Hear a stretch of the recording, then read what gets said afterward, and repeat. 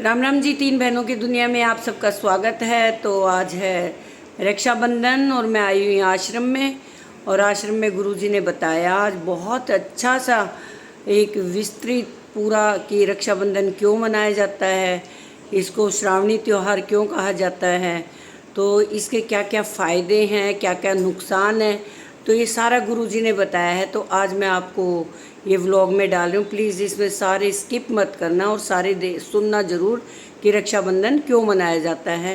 आज मेरे गुरुजी का प्रवचन है इसमें, तो मिलिए व्लॉग में। पर्व मनाते क्यों हैं, पर्व कहते किसे हैं, न मनाए तो क्या होता है।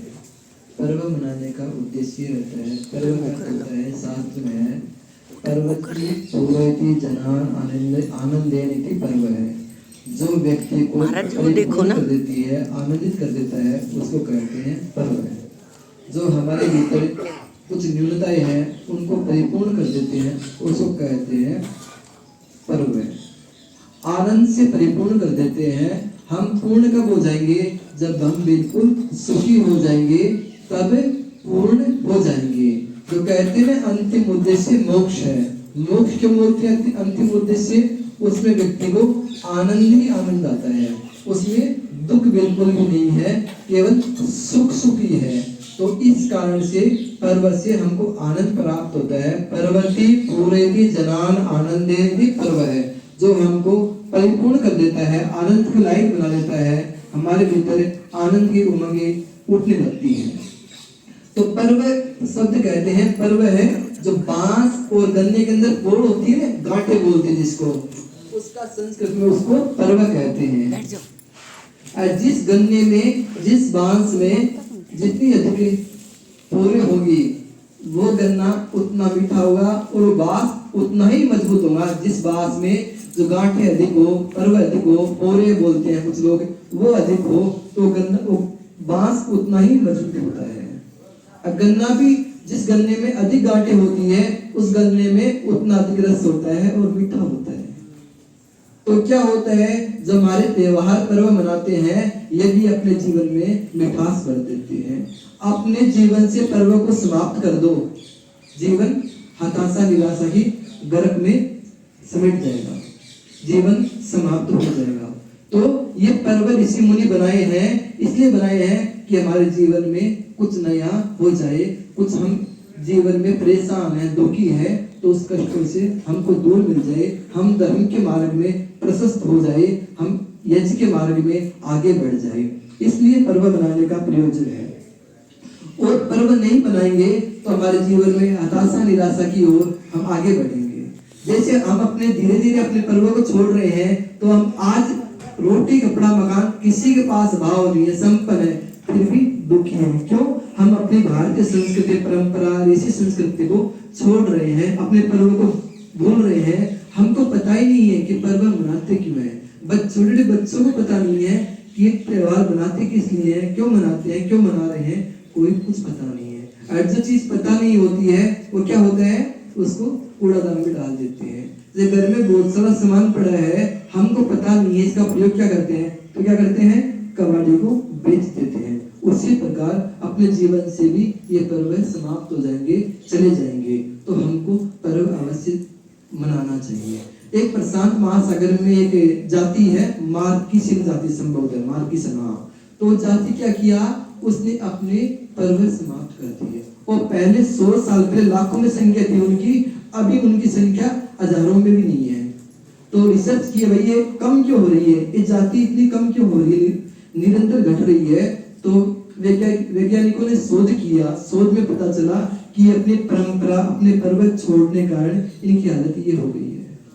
और हम भी वर्तमान में जो शहर में रहते हैं वो अपने पर्व को छोड़ रहे हैं, अपने त्योहारों को छोड़ रहे हैं, तो उनके जीवन में दुख कष्ट दर्द अधिक है। पर्व आते हैं तो हमारे अंदर जो राग द्वेष क्रोध है उसको कम कर देते हैं। जो हम लड़ाई झगड़े हैं अड़ोस पड़ोस से, परिवार में, उस सबको समाप्त कर देते हैं। पर्व हमको प्रेम की भाषा सिखाते हैं। जैसे गौ अपने बछड़े से कितना प्रेम करती है, नवजात बछड़े से, उसी प्रकार पर्व हमको प्रेम सिखाते हैं कि हम कितना प्रेम करते हैं। पर्व आता है, माता पिता से प्रेम करते हैं, भाई बहन से प्रेम करते हैं आपस में। तो ये पर्व हमको प्रेम भी सिखाते हैं कि प्रेम कैसे करते हैं, प्रेम कैसे करना चाहिए। तो ये पर्व मनाने का एक प्रयोजन रहता है कि हमारे जीवन में जो दुख है, कष्ट है, दर्द है, ये दूर हो जाए। और जो ये कोलू की बेल की तरह संसार के धंधों में हम पिलते जा रहे हैं, उससे हमको हटाने के लिए पर्व है। हम निरंतर संसार की उलझनों में उलझे हुए हैं, लगे हुए हैं, हमको पता ही नहीं है संसार में आए किस लिए। तो ये पर्व हमको बताते हैं कि हम संसार में किस लिए आए हैं। हमको संसार के जो भागम भाग से अलग रास्ता दिखाकर हम रोकते हैं, इस भागम भाग दौड़ को कम कर देते हैं पर्व और हमको आगे बढ़ने के लिए और धर्म के रास्ते पर चलने के लिए अग्रसर कर देते हैं। तो इसी प्रकार ये पर्व हमको पवित्र भी कर देते हैं और भीतर से निर्मल भी कर देते हैं। हम त्योहार आने से पहले मन की स्थिति देखो और त्योहार जाने के बाद मन की स्थिति देखो। मन की स्थिति में परिवर्तन रहता है, उमंग रहता है, जीवन जीने के लिए आशा रहती है, निराशा का भाव समाप्त हो जाता है। तो ये पर्व हमको अवश्य मनाने चाहिए। ऋषि मुनियों की सौगात है, हमको उन्होंने इतना महत्वपूर्ण पर्व देकर गए हैं। और हमारी भारतीय संस्कृति में सब विश्व में सबसे अधिक पर्व भारतीय संस्कृति में है, अपने भारत मनाते हैं। बाकी देशों में इतने पर्व नहीं है, उनके 2-4 पर्व है। अपने यहाँ तो महीने में 2 महीने पर्व आते रहते, बड़े बड़े पर्व है। तो इस कारण से हमारी सभ्यता इतने लंबे समय चली हुई है कि अंग्रेजों ने कितने साल गुलाम रखे, लगभग 200 वर्ष अंग्रेजों ने गुलाम रखे हमको, और लगभग 800 वर्ष 900 वर्ष मुगलों ने गुलाम रखे, फिर भी अपनी संस्कृति समाप्त नहीं हुई। उसका मूल कारण क्या था? ये पर्व थे। पर्व के कारण ही हमारी संस्कृति समाप्त नहीं, नहीं तो अभी तक समाप्त हो जाती है। और ये तो जो दार्शनिक है, जो विदेशी दार्शनिक है, उनको आश्चर्य होता है कि कोई इतने वर्षों तक गुलाम रहने के बाद भी जिंदे है, वो अपनी संस्कृति को सुरक्षित रखे हुए हैं। सबको आश्चर्य होता है। तो क्यों होता है? कि हमारे ऋषि मुनियों की बड़ी देन रही है कि उन्होंने हमको एक पर्व देकर गए हैं, त्योहार देकर गए हैं। इन त्योहारों के कारण हम जिंदे हैं, आजीवित है, आनंदित है। तो ये त्योहार हमको असली रूप में, सही रूप में मनाना चाहिए, जिससे अपना जीवन पवित्र और अच्छा बने और धर्म के मार्ग पर आगे बढ़े। और ये पर्व हमको धर्म के मार्ग पर आगे बढ़ने के लिए, धर्म के मार्ग को प्रशस्त करते हैं कि हमको कैसा जीवन जीना चाहिए। जैसे आज रक्षाबंधन है, तो क्या किए हमने? यज्ञ किए। और क्या करेंगे? प्रसाद खिलाएंगे सबको मिलनसार, सबसे प्रेम करेंगे। करते हैं ऐसा, तो इसलिए करते हैं कि हमारे अंदर धर्म की भावना उत्पन्न हो, जिससे हम धर्म के रास्ते पर आगे बढ़े। तो आज रक्षाबंधन है, रक्षाबंधन रक्षा के बंधन से बंधने का पर्व है। तो क्या भाई की बहन ही रक्षा करता है और कोई रक्षा नहीं कर सकते हैं? क्या होता है? प्रत्येक रूप में है। जैसे क्या होता है कि दही रखा है, कहते हैं कि कौवे से दही की रक्षा करना है। तो क्या है? कौवे से बिल्ली खाएगी तो उसकी रक्षा नहीं करेंगे बिल्ली से भी। कहने का तात्पर्य है कि उपलक्षण बोल देते हैं कि एक का नाम लेते हैं, बाकी कुछ समझ लो कि सबसे रक्षा करनी है, कौवे से विशेष करनी। क्यों? कौवा पहले क्रूर होता था और कौवा दुष्ट होता है, चालाक होता है, इसलिए कहते हैं कौवे से रक्षा करते हैं। तो रक्षाबंधन भाई बहन का पर्व है, रक्षा का पर्व है। तो क्या है कि संसार में जितने संबंध है, उन संबंधों में सबसे पवित्र संबंध भाई बहन का है। तो उपलक्षण बोल दिया कि बहन भाई की रक्षा करे, भाई बहन की रक्षा करे।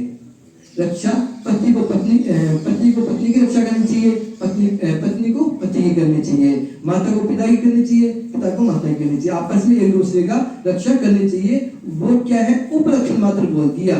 जैसे कहते हैं कौवे से दही की रक्षा करना, तो इसी प्रकार की बहन की भाई रक्षा करेगा। इसका अर्थ संसार में सब जीवों की रक्षा करेंगे। तो हमको रक्षाबंधन पर्व पता ही नहीं रहेगा क्यों मनाना है, कैसे मनाना है, तो हम इस सही रूप में कभी नहीं मना पाएंगे। अभी त्योहार रूढ़ी जैसा बन गया है। ये त्योहार कि लोगों को पता ही नहीं है इसका रहस्य क्या है, गहराई क्या है इसकी, क्यों मनाना चाहिए। क्या राखी बांधने से सुरक्षित हो सकता कोई व्यक्ति? और भावना उत्पन्न की जाती है मन में कि ये मेरे इनके प्रति भाव है कि इनकी रक्षा हो, इनका कल्याण हो। और दूसरी बात, बहन को भाई क्यों बांधता है? बहन की बांधती है राखी।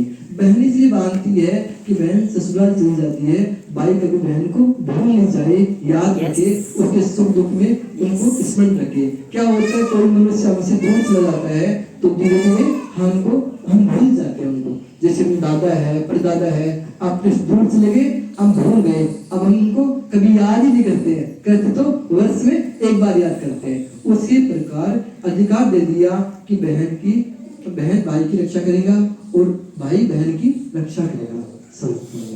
तो रक्षाबंधन अवश्य हमको अच्छे रूप में बनाना चाहिए। और ये परंपरा शुरू हुई थी यज्ञोपवीत से ही। पहले यज्ञोपवीत पहनते थे, यज्ञोपवीत रक्षा करता है, 3 ऋणों से बचाया था, पृथ्वी ऋण, ऋषि ऋण, देव ऋण, इनसे हमको मुक्त करता है यज्ञोपवीत। तो यज्ञोपवीत हटा दिया, मुगलों ने इतना अत्याचार किया कि यज्ञोपवीत के हिसाब से वो मारते थे कि आधा किलो यज्ञोपवीत चाहिए, आधा किलो जनेऊ चाहिए। तो उस प्रकार मारते थे वो, आधा किलो यज्ञोपवीत चाहिए तो उतने लोगों को मारना है, जितने आधा किलो यज्ञोपवीत जितने लोग पहन सकते हैं उतने लोगों की हत्या करनी है। तो धीरे धीरे यज्ञोपवीत निकाल दिए और हाथ में कलावा पहनने लगे। ये ऋण की वही पृथ्वी ऋण, देव ऋण, ऋषि ऋण याद दिलाने के लिए।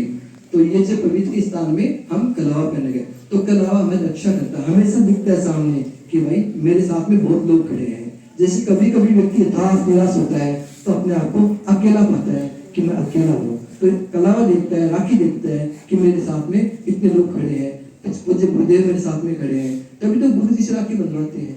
गुरु जी से राखी बंधवाने का यही प्रयोजन है कि बारंबार स्मरण रहे कि पूज्य गुरुदेव मेरे साथ में है। तो शास्त्र में कहा भी गया है कि सभी माता बहनों को अपनी माता बहन समझना। मातृवत परदारेषु परदर्वेषु लोष्टवत् आत्मवत् सर्वभूतेषु ये पश्यति स पंडित है। पंडित शब्द अब तो रूढ़ बन गया है। पंडित का अर्थ होता है, पंडा बोलते हैं बुद्धि को, इस बुद्धि का बोलते हैं पंडा। पंडा सही जाता है इससे, पंडा भाई बुद्धि सज गई है जिसकी, वो पंडित है। किसी को भी गांव में पहले पंडित कह देते थे, अरे सर राष्ट्रपति उपाधि लेते हैं पंडित की, जाति नहीं देखते हो क्या जाति है आपकी, आपने संस्कृत विद्वान हो तो उपाधि मिलती है पंडित की। तो क्या है, बुद्धि सज गई हो पंडित है। तो शास्त्र ऋषि मुनि कहते हैं बुद्धिमान कौन है, पूछते वहां शिष्य शंका करते गुरु से कि पूछे गुरुदेव पंडित कौन है, बुद्धिमान कौन है। तो कहते हैं मातृवत परदारेषु, दूसरी माता बहनों को अपनी माता बहन समझना। रक्षाबंधन यही सिखाता है हमको कि सब माता बहनें मेरी माता बहनें हैं। जैसे मेरी माता बहनें मुझे प्रिय है, वे सब माता बहनें मुझे प्रिय है। मातृवत परदारेषु परदर्वेषु लोष्टवत्, दूसरे का धन लोष्ट मानी मिट्टी की डेले के समान लगना चाहिए, वो पंडित है। जिसको दूसरे का धन, दूसरे का मकान, दूसरे के बच्चे, दूसरे का परिवार मिट्टी के डेले के समान लगता है, जिसको मोहित नहीं करता है, जिसको प्रभावित नहीं करता है, वो है पंडित। मातृवत परदारेषु परदर्वेषु लोष्टवत् आत्मवत् सर्वभूतेषु, जो आत्मा अपनी आत्मा के समान सभी आत्माओं को समझता है, दूसरों को दुख नहीं देता है, कष्ट नहीं देता है, उसको कहते हैं पंडित। पंडित का तात्पर्य हो गया कि किसी को भी कष्ट देता है। जैसे मेरी आत्मा को कष्ट दे रहा है, मुझे कोई सता रहा है, मुझे कोई परेशान कर रहा है, उसी प्रकार मैं चाहता हूं कि मुझे कोई परेशान नहीं करे, उसी प्रकार मेरे को भी दूसरे को परेशान नहीं करना चाहिए। तो इस प्रकार होता है, वो होता है पंडित। लेकिन वर्तमान में पंडित रोड बन गया है, क्योंकि ये चीजें जो बताए तीनों लक्षण आत्मवत् सर्वभूतेषु और यह मातृवत् परदारेषु परदर्वेषु लोष्टवत्, ये ब्राह्मण का काम है। ब्राह्मण इस पर जीता था। मैं थोड़ी देर पहले बता रहा था ना, ब्राह्मण अपने वचनों पर, अपनी वाणी पर, अपने व्यवहार पर अटक रहता था और झुकता नहीं था, गिरता नहीं था। कितने भी कष्ट आए वो कष्ट झेलने के लिए तैयार रहता था हमेशा कि भाई मैं मर जाऊंगा किंतु अपनी वाणी को, अपने वचनों को, अपने व्यवहार को कभी गलत नहीं करूंगा, कभी अधर्म के मार्ग पर नहीं चलूंगा। इसलिए उसको पंडित कहते थे और पंडित अभी रूढ़ी बन गया। ब्राह्मण के लिए सब ये एक पर्यायवाची शब्द हो गया पंडित। तो इस प्रकार तो रक्षाबंधन हमको वो रक्षा के पर्व है, रक्षा के बंधन में बंधने का पर्व है। संसार में सब प्राणी चाहते हैं कि मेरी सुरक्षा हो जाए, चाहते ही नहीं चाहते हैं। प्रत्येक जीव, कीड़ी से मकोड़ा लेकर सब जितने भी जीव देख रहे हो, सब चाहते हैं कि मेरी रक्षा हो जाए। तो हम रक्षा के बंधन में बन जाए। बंधन में बनते तो बहुत सारे बंधन में बनते हैं। हम राग के बंधन में बनते हैं, क्रोध के बंधन में बंधे हुए हैं, अज्ञान के बंधन में बंधे हुए हैं।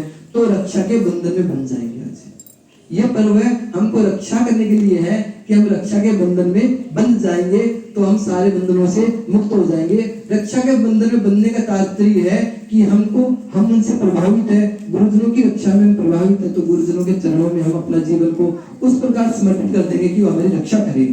और यदि हम अपना जीवन उनके चरणों में समर्पित कर देंगे तो वो अपनी। तो सुना आपने गुरुजी का प्रवचन, कैसा लगा आपको? सभी अपने कमेंट्स में ज़रूर बताना कि गुरुजी ने जो प्रवचन दिया क्या वो सत्य है, और बिल्कुल इसी आधारित पर रक्षाबंधन मनाया जाता है।